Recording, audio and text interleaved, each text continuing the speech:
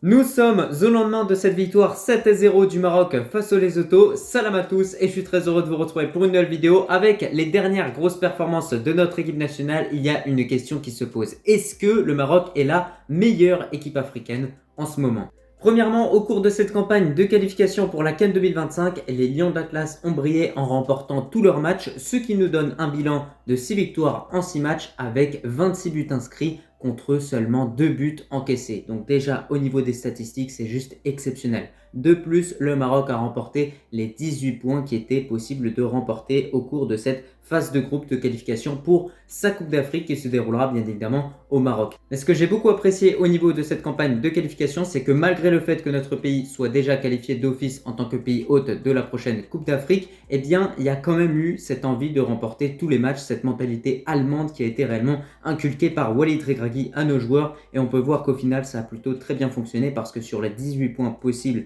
qu'on pouvait prendre dans cette phase de groupe, eh bien le Maroc a raflé tous les points, le Maroc a gagné tous ses matchs et a seulement encaissé 2 buts. Donc ce qui nous montre qu'on a une équipe qui est excellente offensivement en attaque et qui est très très forte défensivement en défense. Et donc on a une équipe qui est plutôt complète. Donc ça c'est quelque chose qu'il faut vraiment prendre en compte. Maintenant, je vais revenir un petit peu sur les deux derniers matchs que notre équipe nationale a pu disputer. Premièrement, on a cette victoire sur le score de 5 buts à 1 face au Gabon. Alors le match avait très très mal commencé, mais au final, voilà, notre équipe nationale a su trouver la solution sur coup de pied arrêté et derrière ça a tout débloqué. On a vu une superbe animation offensive. Alors le principal point positif de ce match-là, c'est que justement on a vu une équipe marocaine avec un certain orgueil. C'est-à-dire que dès qu'il y a eu ce but encaissé, on a vu Walid Regragui remotiver ses troupes et derrière le Maroc a enchaîné les attaques sur les buts gabonais jusqu'à trouver la solution sur coup de pied arrêté. Et justement, l'un des gros points positifs qu'on n'avait pas vu ces derniers mois, c'est que maintenant,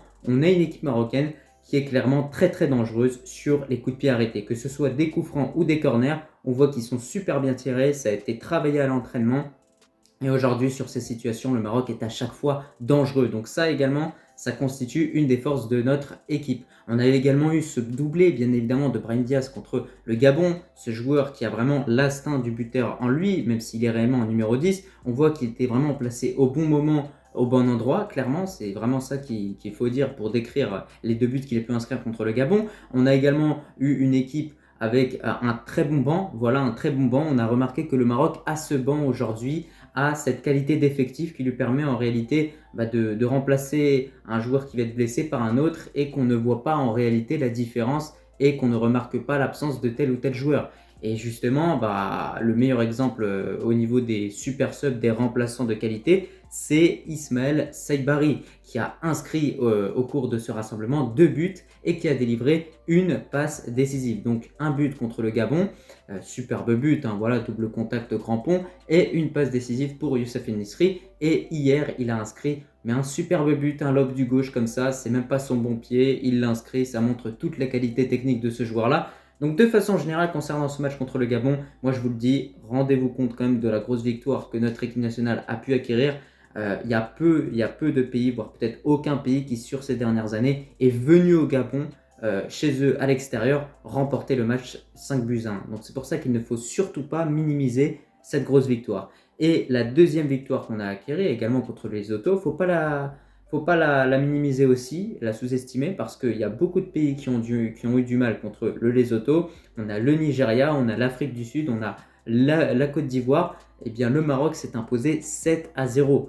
Et lorsqu'on voit ce match, honnêtement, il nous montre qu'au niveau de l'animation offensive, il y a des choses, il y a des cheminements, des automatismes qui se sont clairement montrés, qui se sont libérés en quelque sorte. Alors on a encore une fois une énorme prestation de la part de Brahim Diaz, des Al-Zouli, de Ben Seguir, de Ounahi. On a vu beaucoup de combinaisons entre ces joueurs-là, des combinaisons à 2, des combinaisons à 3, des 1-2, des centres. Voilà, on voit beaucoup de choses différentes et surtout énormément de mouvements dans la surface de réparation, énormément de présence également dans celle-ci.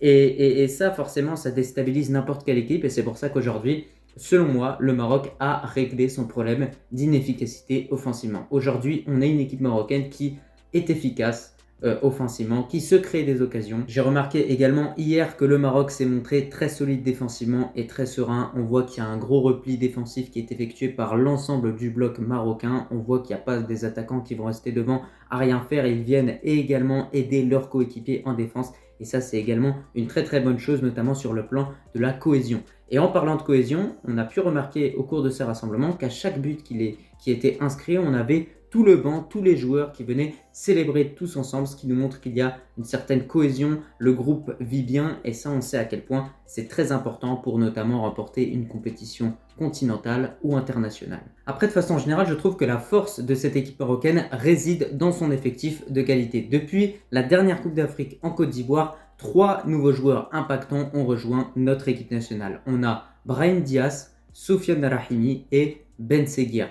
Et vous remarquerez que sur ces derniers mois, et même au cours de ce rassemblement, eh bien, ce sont les meilleurs joueurs de notre équipe, les joueurs les plus impactants sur le terrain, des joueurs qui marquent des buts. C'était Ben Seguir qui a brillé en octobre. Là, cette fois-ci, c'est Brahim Diaz. Avant, durant les JO, c'était Rahimi. Il a également brillé hier avec un doublé inscrit pour ce jour-là.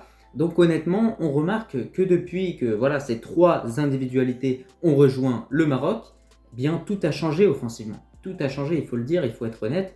Et je pense que l'artiste, en réalité, est le moteur de ce changement d'équipe marocaine avec une équipe qui est beaucoup plus offensive, une équipe qui s'en sort mieux offensivement, en attaque. Bah, c'est réellement Brahim Diaz. Voilà, Brahim Diaz, on voit que son rôle, il ne se limite pas au poste d'ailier droit. On voit un joueur très mobile sur le terrain, on le voit au centre, on le voit à gauche, on le voit beaucoup aider ses coéquipiers. On voit qu'il y a une cohésion, il y a une certaine fraternité entre lui et ses coéquipiers.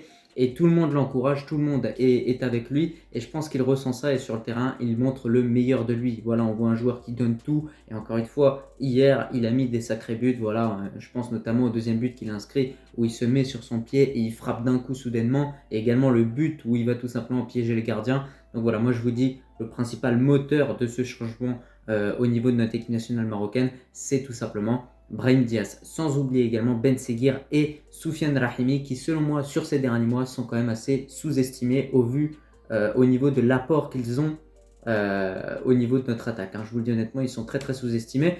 Maintenant, je pense que ces 3 joueurs ont bouleversé l'animation offensive du Maroc. Ça c'est clair et net. Et aujourd'hui, ils constituent selon moi la force de frappe de cette équipe marocaine. Ça c'est clair et net. Et la force de ce nouveau Maroc, contrairement au Maroc de Regragui au cours de la Coupe du Monde 2022, eh bien, c'est justement l'attaque.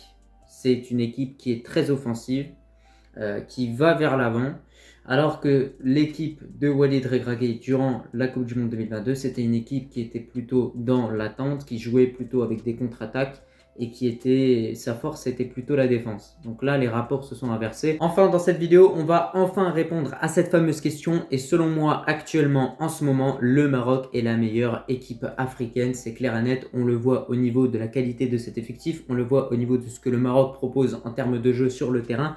Et on le voit au niveau de la confiance qui est dégagée en réalité par ce groupe, de cette cohésion également qui est visible.